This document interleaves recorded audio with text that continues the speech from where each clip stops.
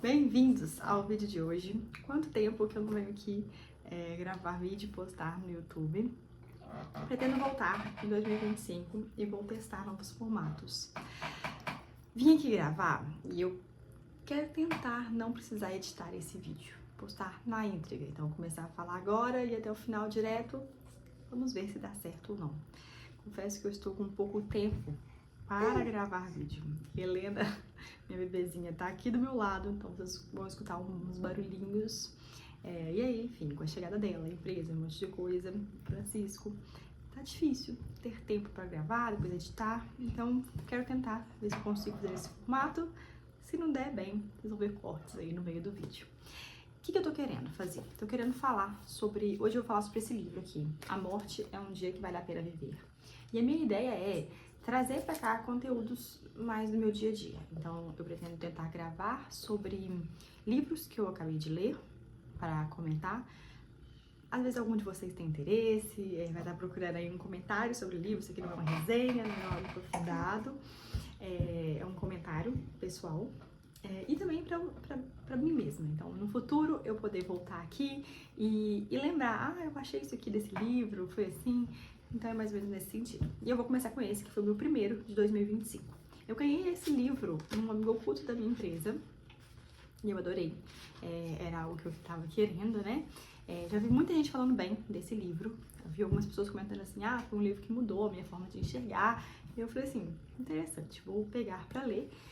E assim, já vou começar logo de cara falando que eu acho que se eu tivesse alguém, dar um contexto primeiro, né, na verdade. Essa mulher, Ana Cláudia Quintana Arantes, ela é médica e ela trabalha com cuidados paliativos. Então, pessoas que estão com alguma doença que não tem mais uma cura para aquela doença. Então, ela trabalha melhorando a qualidade de vida dessas pessoas. E aí, ela escreveu o livro com base na experiência dela, contando um pouco dos relatos e o que ela percebe sobre isso. Então, é assim que se situa esse livro. E o que eu acho? Se eu tivesse alguém próximo de mim com uma doença terminal, ou, enfim, alguma coisa nesse sentido, esse livro eu acho que pegaria mais profundamente para mim. O que não é o meu caso, graças a Deus, eu estou saudável, minha família está saudável. Enfim, e aí eu acho só esse parênteses inicialmente. E aí, o que aborda, né? Uma questão de que morte é a certeza, é um destino certo para todos nós e que nós temos a tendência de não pensar na morte. Ela explica um pouco sobre cuidados paliativos, fala um pouquinho sobre como auxiliar uma pessoa que tem uma doença terminal. E eu acho que a maior parte do livro são basicamente reflexões sobre a vida. No final também tem algumas dicas práticas. E eu fui marcando aqui alguns trechos que eu marquei para eu falar com vocês, pra gente ir comentando. No geral, achei um livro bom, mas eu não achei assim, mudou a forma como eu enxergo a vida. Igual eu comentei inicialmente, às vezes se eu tivesse alguém que tá com esse caso, né, uma doença grave, talvez seria diferente. Pretendo talvez reler se isso acontecer comigo alguma vez na vida. E eu vou começar com as marcações. Se um dia fomos diagnosticados com uma doença terminal, a única coisa que podemos ter certeza é um sofrimento insuportável nos aguarda. Isso mexeu comigo, sabe? Doença nunca é fácil. E aí, uma pessoa que convive com tantas pessoas com doenças terminais, falar isso, que é um sofrimento que não tem jeito, é ruim, né? Assim, é difícil. Então, isso mexeu um pouco comigo. Depois vem, a morte é garantida. E é verdade, né? Todo mundo aqui tem certeza que irá morrer algum dia, só que a gente tende a não acreditar nisso ou achar que é num futuro muito distante. A gente acaba não vivendo hoje, não tomando as providências necessárias, né, caso isso aconteça num futuro curto. Então, enfim, grifei essa parte também. Depois, o tempo acaba, mas a maioria das pessoas não percebe que, quando olham o relógio repetidas vezes, esperando o fim do dia, na verdade estão torcendo para que o tempo passe mais rápido e a sua morte se aproxima mais depressa. Isso é muito verdade, né? A gente fala, quero que esse dia acabe logo. Nossa, quero que chegue o final de semana, quero que esse dia acabe, que essa semana acabe. A gente tá querendo que nossa morte chegue mais rápida, de forma mais rápida, que a gente se aproxime mais do final da nossa vida. E sendo que não, se a gente deixa pra viver, né, só no final de semana, só quando acaba o trabalho, é ruim. A gente tá perdendo a coisa mais preciosa, que é de fato o tempo que a gente tem. Não tem como voltar. Então, essa reflexão eu acho que ela é bem comum já, muita gente já sabe disso, mas é sempre legal relembrar. Depois, ninguém pode nos fazer infelizes, apenas nós mesmos. São José Crisóstomo, não sei. E isso é muito verdade, né? Muitas vezes a gente tá com uma infelicidade, tá triste, e a gente coloca aquilo nos outros. Ah, eu tô assim porque fulano fez isso. Ah, porque aconteceu essa coisa. E ninguém tem esse poder, só nós. Acho que a grande questão da vida é como nós encaramos, né, o que acontece. E não, de fato, o que acontece. O estado de plena felicidade é muitas vezes alcançado depois de um momento muito difícil da vida, que foi superado. Momentos importantes e tensos, pelos quais passamos com sangue, suor e lágrimas, mas dos quais saímos inteiros. Sempre falando sobre felicidade, eu achei isso muito interessante. A gente tende a não querer sofrimento, né? A gente tende a achar que sofrimento é sempre ruim, mas se a gente parar pra pensar, a gente tem uma felicidade muito grande quando a gente tá com algum problema, e aí com sangue, suor e lágrimas, nós superamos aquilo. Então isso faz com que a gente cresça, com que a gente amadureça, com que a gente consiga, tenha novas capacidades e também um senso maior de felicidade. Aí depois ela vai falar sobre um livro de um escritor mexicano, Dom Miguel Ruiz, Os 4 Compromissos. E aí eu grifei 2 desses compromissos que eu achei interessante. O primeiro compromisso, sugere ele, é ser impecável no uso das palavras. E o que acontece?